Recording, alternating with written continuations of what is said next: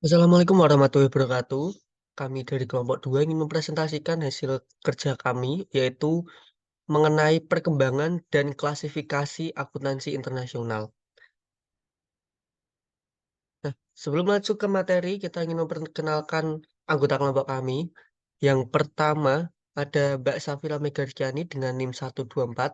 Lalu ada saya sendiri, Galuh Prakosa dengan NIM 126.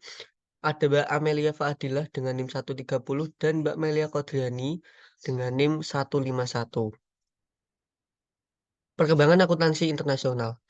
Akuntansi sendiri ini telah berkembang dari teorising ke konseptualising. Nah, teori sendiri itu adalah sekelompok prinsip fundamental terpadu yang mendasari suatu ilmu atau aplikasi-aplikasi praktisnya. Formulasi dari hubungan-hubungan yang telah jelas atau prinsip-prinsip yang mendasari fenomena tertentu yang telah diamati, yang telah diuji sampai tingkat tertentu. Cabang dari suatu seni atau ilmu yang mengandung pengetahuan mengenai prinsip-prinsip dan metodenya, bukan praktiknya. Suatu susunan kelompok hasil atau suatu body of theorems yang menyajikan pandangan sistematis dari beberapa subjek. Selanjutnya akan dipresentasikan oleh teman saya. Baik, di sini saya akan melanjutkan presentasi dari Mas Galuh. Para ahli ekonomi dari Belanda dan Prancis mempertajam cara menghitung pendapatan periodik selang beberapa tahun kemudian. Tujuannya adalah untuk menentukan keuntungan dengan menerapkan keseluruhan sistem dalam perencanaan dan akuntabilitas. Sistem pembukaan berpasangan semakin terorganisasi di Skotlandia dan India pada tahun 187 dan bersamaan dengan pemerintahan Belanda di Indonesia. Model akuntansi Belanda tersebut ikut diadopsi secara bertahap.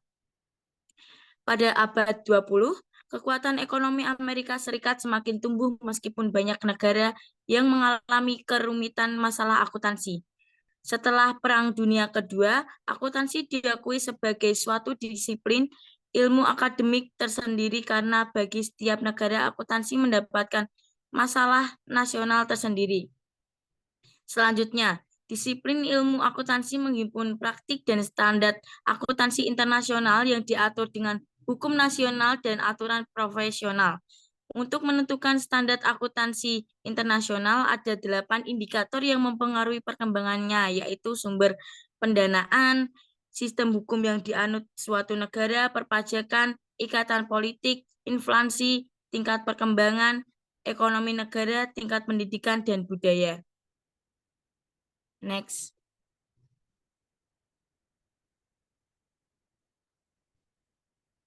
Ada 8 faktor yang mempengaruhi perkembangan akuntansi internasional, yaitu adalah satu, sumber dana. Untuk negara-negara yang memiliki pasar ekuitas yang kuat, fokus dari akuntansi adalah bagaimana perusahaan dapat menghasilkan profit. Selain itu, akuntansi juga dirancang untuk menganalisa arus kas di masa depan serta mempertimbangkan resiko-resiko terkait yang kemungkinan terjadi di masa depan.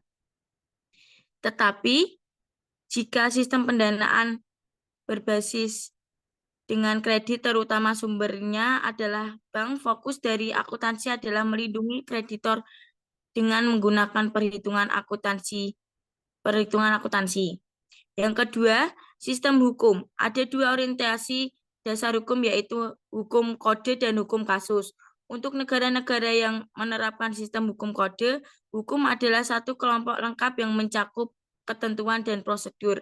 Aturan akuntansi internasional di negara tersebut juga sudah diatur sebagai hukum nasional yang lengkap.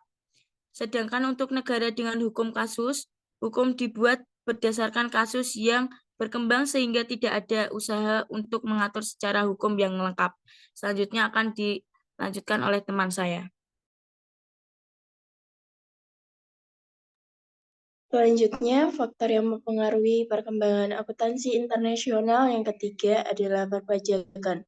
Banyak negara yang mengatur pajak secara efektif dengan menentukan standar karena perusahaan harus menghitung pendapatan dan batas beban pajak yang perlu dibayarkan. Namun, ketika akuntansi keuangan dan pajak terpisah, kadang-kadang aturan pajak mengharuskan penerapan prinsip akuntansi tertentu yang berbeda dengan prinsip akuntansi keuangan. Yang keempat, ikatan politik dan ekonomi. Banyak negara berkembang yang menerapkan sistem akuntansi yang dikembangkan oleh bangsa lain, entah karena paksaan ataupun karena keinginan sendiri. Seperti contohnya, sistem pembukuan atau double entry yang berawal di Italia, kemudian menyebar di Eropa, Inggris, lalu mengekspor akuntan dan konsep akuntansi di seluruh wilayah kekuasaannya. Pendudukan Jerman pada saat Perang Dunia Kedua menyebabkan Prancis menerapkan Plan Comptable. USA memaksa rezim pengatur akuntansi bergaya USA di Jepang pada saat Perang Dunia Kedua. Next. Kemudian yang kelima ada inflasi. Inflasi yang terjadi pada suatu negara dapat menyebabkan perubahan terhadap akuntansi biaya yang diterapkan, sehingga menyebabkan distorsi terhadap akuntansi biaya historis dan mempengaruhi kecenderungan atau tendensi suatu negara untuk menerapkan perubahan terhadap akun-akun perusahaan. Kemudian yang keenam ada perkembangan ekonomi. Tingkat perkembangan ekonomi suatu negara mempengaruhi jenis transaksi usaha yang dilaksanakan. Masalah akuntansi seperti penilaian aktiva tetap dan pencatatan depresiasi yang sangat relevan dalam sektor manufaktur menjadi semakin kurang penting. Lanjut yang ketujuh ada tingkat pendidikan. Tingkat pendidikan suatu negara juga sangat mempengaruhi akuntansi yang diterapkan.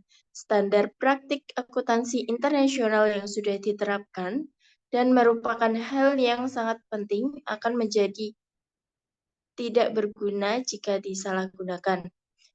Lalu yang kedelapan ada budaya. Ada 4 dimensi budaya nasional menurut Hofstede, yaitu individualisme, jarak kekuasaan, penghindaran ketidakpastian, dan juga maskulinitas. Selanjutnya akan dilanjutkan oleh rekan saya. Baik, selanjutnya masuk kepada klasifikasi akuntansi internasional. Next.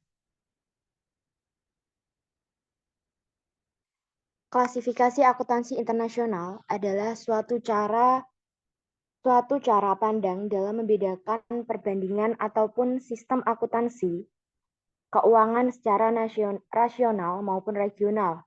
Klasifikasi ini menjadi hal yang paling dasar untuk digunakan dalam memahami dan menganalisa cara serta alasan sistem akuntansi pada setiap negara yang berbeda. Sehingga nantinya perusahaan akan bisa menilai dan melihat adanya kemungkinan sistem akuntansi yang digunakan akan cenderung lebih menyatu atau berbeda dengan negara lainnya. Klasifikasi bertujuan untuk bisa mengkategorikan setiap sistem yang ada di dalam akuntansi keuangan berdasarkan suatu karakteristik khusus. Kategori ini nantinya harus bisa menyatakan bahwa struktur dasar mampu memberikan perbedaan ataupun persamaan. Next. Untuk mengklasifikasi akuntansi yang satu ini dapat dilakukan dengan dua cara, yaitu yang pertama, pertimbangan sesuai dengan pengetahuan, intuisi, dan pengalaman. Klasifikasi ini dilakukan dengan memahami kondisi yang sedang terjadi dan mempertimbangkan faktor-faktor yang mempengaruhi proses akuntansi internasional. Yang kedua, klasifikasi dengan akuntansi internasional dengan cara empiris. Berbeda dengan poin klasifikasi yang pertama, klasifikasi empiris ini dilakukan dengan melakukan perbandingan antara data prinsip dan data praktik akuntansi yang ada di seluruh dunia. Dengan adanya basis data yang lengkap diharapkan agar bisa membantu proses pengambilan keputusan yang berhubung dengan akuntansi internasional. Nah, klasifikasi akuntansi internasional ini memiliki tujuan untuk mengelompokkan sistem akuntansi berdasarkan karakteristik khususnya. Klasifikasi tersebut dapat digunakan untuk kelompok-kelompok tertentu yang sesuai dengan karakteristik yang ada sehingga pengambilan keputusan tentang akuntansi internasional juga lebih mudah dan tepat. Dengan adanya klasifikasi tersebut, diharapkan akuntan bisa melihat lebih jelas solusi yang perlu diberikan tanpa terjadi konflik atau kesalahan fatal. Saya kembalikan kepada moderator. Sekian presentasi dari kelompok kami mengenai